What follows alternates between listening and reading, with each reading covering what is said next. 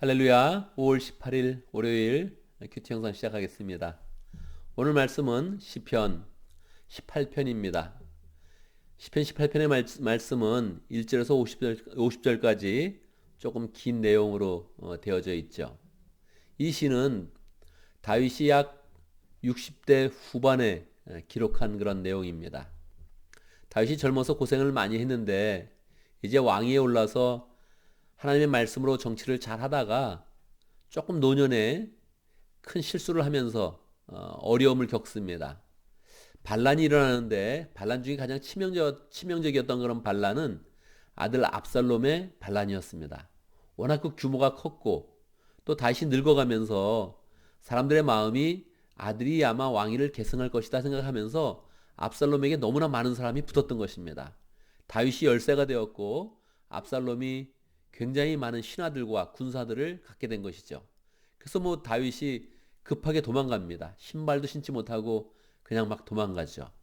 그리고 다시 재정비를 해서 하나님의 은혜 가운데 다시 이제 왕위를 회복하게 되죠. 그러고 나서도 한 번 더 세바의 그런 반란을 겪게 됩니다. 그래서 왕위에 올라서 또다시 이렇게 겪으면서 그의 인생에 부침이 많았구나, 어려움이 많았구나 생각을 하다가 60대 후반에 하나님께서 이제 안정을 주시고 자기 인생을 돌아봤는데 하나님의 은혜가 참으로 컸던 거예요. 젊었을 때 고생했을 때 하나님께서 지켜주시고 또 왕위에 올라서도 반란이 있었는데 하나님께서 나를 지켜주셨구나. 그리고 그 감격 속에서 시를 지은 것입니다. 그러니까 이 시는 다윗이 그 삶 가운데 너무 어려워서 막 갈등하는 것이 아니고 은혜가 딱 찬 상태에서 하나님 내 인생을 돌아보니 참 내 인생에 하나님의 은혜를 많이 입었습니다. 참 감사합니다. 이런 마음으로 자기의 인생을 이제 돌아보는 것입니다. 이 내용이 50절까지 되어 있으니까 그냥 한번 내 인생 참 괜찮았다. 감사하다 이렇게 끝나는 게 아니라 그 마음의 중심을 받아서 자기 인생을 곰씹으면서 하나하나 이렇게 점검을 하면서 하나님 앞에 큰 찬양을 불러야지. 긴 찬양을 불러야지 하면서 이 찬양을 시작을 한 것입니다. 여러분이 한 60대가 되었을 때 인생을 돌아보면서 하나님 앞에 찬양을 부른다면 어떤 찬양을 부르겠습니까? 여러분의 인생을 주제로 해서 나를 지켜주신 하나님, 나를 위기 가운데 건져주신 하나님, 고비 때마다 나를 지켜주신 하나님을 생각을 하면서 60대 후반쯤에 여러분이 찬송을 부른다면 어떤 찬송을 부르겠습니까?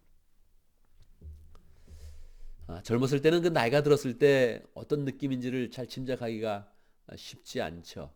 60 정도 됐으면 인생 다 끝난 거 아니야? 이렇게 생각할 수도 있죠.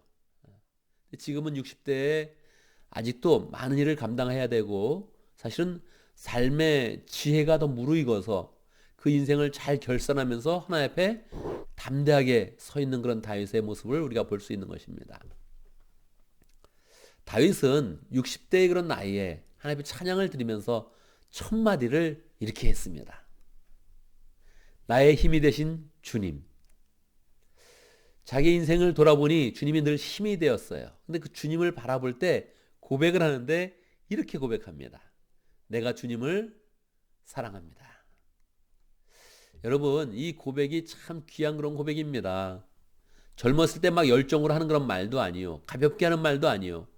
60의 인생, 60 후반대쯤에 약 70을 바라보면서 자기 인생을 돌아보고 자기의 모든 그런 삶을 결산하면서 주님 앞에 이야기를 했는데 주님, 내가 주님을 사랑하나이다. 그렇게 고백을 했다는 거예요. 이게 참 멋진 고백이죠.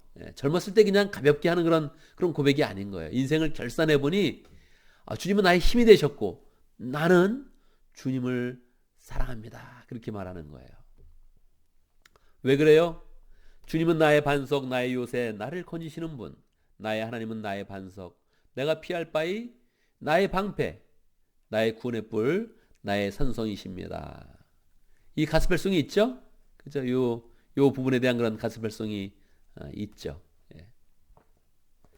오늘 그 가스펠송을 좀 틀어놓고 할까 그런 생각도 했었는데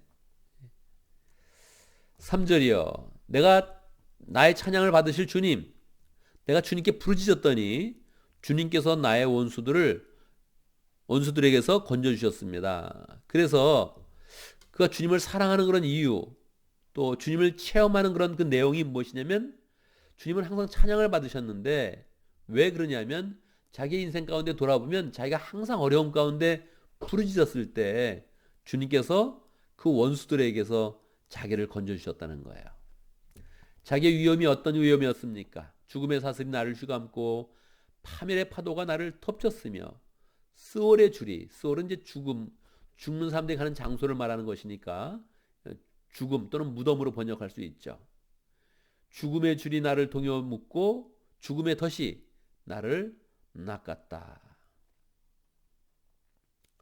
내가 고통 가운데서 주께 부르짖고 나의 하나님을 바라보면서 살려달라고 부르짖었더니 주께서 그 성전에서 나의 간구를 들으셨다. 주께 부르짖은 나의 부르짖음이 주의 귀에 다다랐다. 여러분, 우리가 하는 그런 기도가 주님께서 들으십니다. 근데 그 마음을 갖고 사는 게 쉽지 않은 거예요. 우리가 이걸 알거든요. 내가 기도하면 주님은 응답하신다. 이것을 막연하게 알고 확신합니다. 그런데 이거를 구체적인 확신, 내 삶의 구체적인 확신으로 갖기가 쉽지 않다는 거예요. 평소에는 이게 되거든요. 그냥 내가 평범한 그런 일상 가운데서는 내가 기도하면 하나님이 들어주시지, 이걸 믿을 수 있어요. 근데 어려움에 처했을 때, 위기에 처했을 때, 인생의 그런 파도가 막 밀려오면서 이 생명의 위협을 받을 때 그것을 고백하기가 쉽지 않다는 거예요. 다윗이 그 고백을 하면서 이 위기를 이겨낸 거죠. 그리고 새로운 분위기로 7절부터 나갑니다. 7절부터는 주님이 주어로 되어 있어요. 그 앞까지는 나의 마음과 그런 게 주어가 되어 있는데 이 7절부터는 본격적으로 주님이 주어가 되어서 진행이 되는 거예요. 근데 이게 인생을 결산하는 거니까 보통 자기 인생에 대해서 많이 이야기할 것 같은데 다윗은 자기 인생에 대한 그런 결산을 하면서도 주님에 대한 이야기를 많이 하는 거예요. 주님께서 크게 노하시니 땅이 꿈틀거리고 흔들리며 산의 뿌리가 떨면서 뒤틀렸다. 그의 코에서 연기가 솟아오르고 그의 입에서 모든 것을 삼키는 뿔이 뿜어내시니 그에게서는 숫덩이들이 불꽃을 튕기면서 달아올랐다. 이게 이제 시잖아요. 시. 노랫가락이거든요. 노랫가락이니까 이 노래라는 느낌을 좀 많이 가져야 돼. 노래는 어떨 때는 그 실제적인 그런 그 현실과는 좀 차이가 있는 거거든요. 조용필의 노래 돌아와요 부산항에 어떻게 시작됩니까? 꽃피는 동백선에 봄이 왔건만. 무슨 뜻이에요? 이게 그 상황을 다 이렇게 이해할 수 없거든요. 예. 형제 떠난 뭐 부산항에 어쩌고 저쩌고 이렇게 될 때 그 느낌 가운데 저자의 그런 그 마음을 딱 이렇게 정확히 그 말로 알아내기는 힘들거든요. 근데 그 정서가 흐른다는 거예요. 노래 가락과 그 음률 가운데 정서가 흐른다는 거예요. 근데 이 다윗의 정서가 독특한 거죠. 꽃피는 동백선에 이렇게 나아가는 것과 주께서 노하시니 땅이 꿈틀거리고 흔들리며 산의 뿌리가 떨면서 뒤틀렸다. 이 독특한 거거든요. 여기 뭔가 다윗의 영성이 있는 거예요. 그 정서와 감정이 있는 거예요. 주께서 하늘을 가르고 내려오실 때 그 발 아래에는 짙은 구름이 깔려 있었다. 주께서 구름을 타고, 구름은 천사의 이름입니다. 구름을 타고 오셨다. 바람 날개를 타고 오셨다. 13절로 쭉 가보면요. 주께서 하늘로부터 천둥 소리를 내시며 가장 높으신 분께서 그 목소리를 높이시며 우박을 쏟으시고 벼락을 떨어뜨리셨다. 번역을 잘 못한 거예요. 이게 시처럼 하고 노랫말처럼 해야 되는데 번역을 잘 못한 거예요. 감당을 못하니까 그냥 일반적인 번역을 해버린 거죠. 이 15절까지 비슷한 그런 내용으로 계속 나온단 말이에요. 뭡니까 여러분? 이 분명히 그 전에는 내가 주님께 부르짖었더니 주님께서 응답하셨다. 그리고 나를 원수들로부터 구해주셨다. 이렇게 그렇게 고백을 했는데 그게 이어지더니 주님을 주어로 삼아서 주님이 이 땅 가운데 내려오시는 그런 위험 있는 모습을 나타냈다는 거예요. 이게 뭡니까? 이 갑자기 어떻게 분위기가 흐른 겁니까? 이거는 다윗과 주님이 하나 됐다는 거예요. 다윗이 지금 어려운 가운데 있는데 주님이 이제 기도를 응답해 주신단 말이에요. 근데 응답해 주시는 주님이 어떻게 했냐면 위험 가운데 하늘로부터 내려오시는 거예요. 어디로 내려오세요? 자기 근처로, 자기 옆으로, 자기 인생 가운데로 내려오시는 거예요. 그게 바로 자기가 구원받는 근거가 되었다고 지금 설명하고 있는 거예요. 그러니까 이 가요나 이 대중가요 속에서도 어떤 정서가 흐르잖아요. 그건 뭡니까? 보통 뭐 자기의 감정과 사랑과 뭐 여러 가지가 있겠죠. 이 다윗의 영성 가운데는 뭐가 있냐면 하나님에 대한 영성이 있는 거예요. 하나님을 주어로 삼아서 얘기할 수 있는 영성. 하나님이 내게 내려오신다. 근데 위험 있게 내려오신다. 그 위험 있게 내려오시는 모습을 보면 대부분은 두려워 떱니다. 근데 다윗은 그게 바로 힘이 됐던 거예요. 그게 자기 인생이 구원받는 그런 근거가 됐던 거예요. 그래서 그 주님을 자꾸 노래하는 거예요. 이게 이제 50절까지 계속 이러한 분위기로 가는데 나머지 부분은 내일도 한번 살펴보고 모레까지 한번 살펴보겠습니다. 오늘 말씀에서는 이 첫 번째 고백을 우리가 주의 있게 봐야 됩니다. 주님, 주님은 나의 힘이 되셨습니다. 근데 주님, 내가 주님을 사랑합니다. 할렐루야. 여기 아멘 이렇게 잘 이렇게 대답을 해야 되죠. 우리 이런 그 마음 가운데 인생을 결산하면 꼭 이 고백을 한번 해야 됩니다. 주님, 주님밖에 없었습니다. 내가 주님을 사랑합니다. 이 고백을 잘 해야 됩니다. 두 번째는 주님을 주어로 만드는 문장을 한번 연습해 봐야 됩니다. 우리 주님은 이러시다. 주님은 나에게 이렇게 하셨다. 주님은 세상을 이렇게 통치하신다. 주님을 주어로 말할 수 있는 문장을 자꾸 만들어야 됩니다. 내 고백 가운데, 내 노래 가운데, 내 말 가운데 주님을 주어로 말하겠다. 오늘 전반적인 그런 내용을 보면 자기를 주어로 삼은 그런 내용보다 주님을 주어로 삼아서 만든 그런 문장이 훨씬 더 길거든요. 이게 다윗의 독특한 그런 영성이고 신앙인 겁니다. 우리의 말 가운데 하나님을 주어로 삼아서 하는 그런 말이 정말 적습니다. 그래서 하나님을 주어로 만드는 그런 그 말을 잘 이렇게 평소의 삶 가운데 연습해야 돼요. 저도 설교를 할 때 하나님을 주어로 하는 그런 그 말을 집어넣으려고 좀 노력을 합니다. 뭐 어떨 때는 그냥 이해하기 쉽게 그냥 일반적인 문장을 쓰기도 하지만 하나님에 대해서 내가 꼭 이렇게 설교 중에 알려줘야지 하는 그런 그 마음을 갖고 있죠. 세 번째, 주님의 임재가 나의 승리의 그런 근거다. 이런 신앙 고백을 가져야 됩니다. 주님이 임하시면 내가 반드시 주님의 편이어서 또 주님이 나의 편이어서 할렐루야죠. 주님이 내려오셨는데 그 주님이 바로 나의 편이야. 그래서 원수들의 문제를 해결하는 겁니다. 인생의 위기를 해결하는 것입니다. 이런 신앙을 우리가 갖도록 해야 되죠. 오늘 말씀을 보면서 다시 한번 결단하면서 그 기도하면 좋겠습니다. 주님, 내가 주님을 사랑합니다.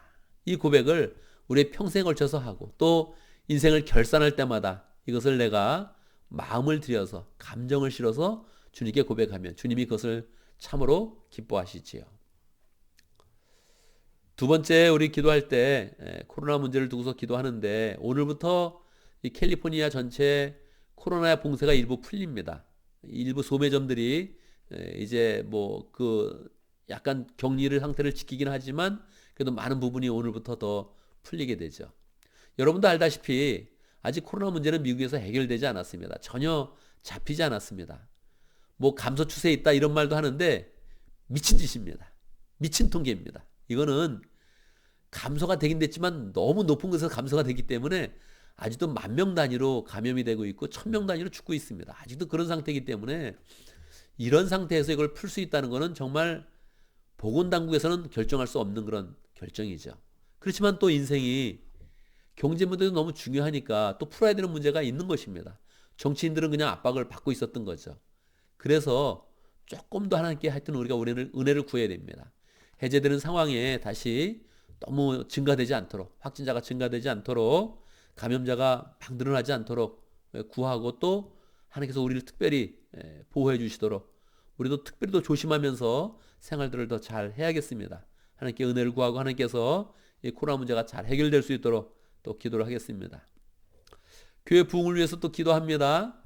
우리가 떨어져 있는 그런 상황에서 사실 많은 교인들이 지금 이렇게 떠나갔습니다. 한국으로 돌아간 그런 사람도 많고 다른 곳으로 가는 사람도 많고 그렇습니다. 그래서 그 숫자가 좀 많습니다.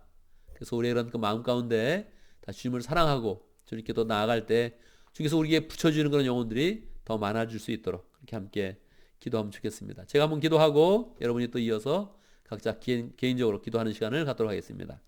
기도합니다. 주님, 주의 은혜 가운데서 다시 주일을 잘 보내고 월요일을 맞이할 수 있도록 인도하신 것 감사합니다. 주의 은혜를 우리의 마음에 품으며 월요일의 그런 삶을 시작합니다. 주님께서 축복하여 주시옵소서. 함께하여 주시옵소서. 우리가 주님을 사랑합니다.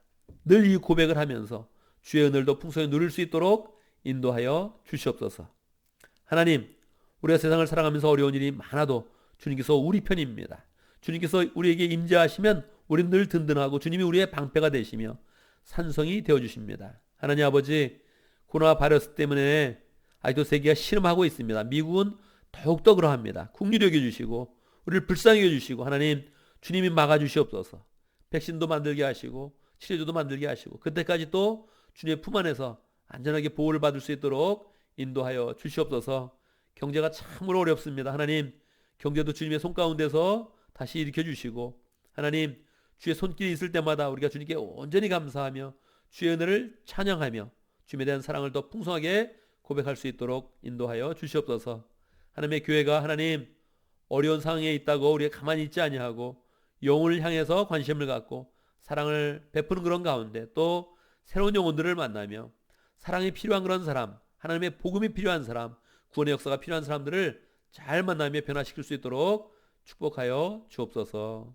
오늘 하루도 주님과 동행하는 그런 가운데 어떤 어려움도 늘 주님이 함께 하심으로 이겨낼 수 있도록 인도하시고 주의 역사가 풍성한 복된 하루 될 수 있도록 함께하여 주옵소서. 예수님의 이름으로 기도드리옵나이다. 아멘.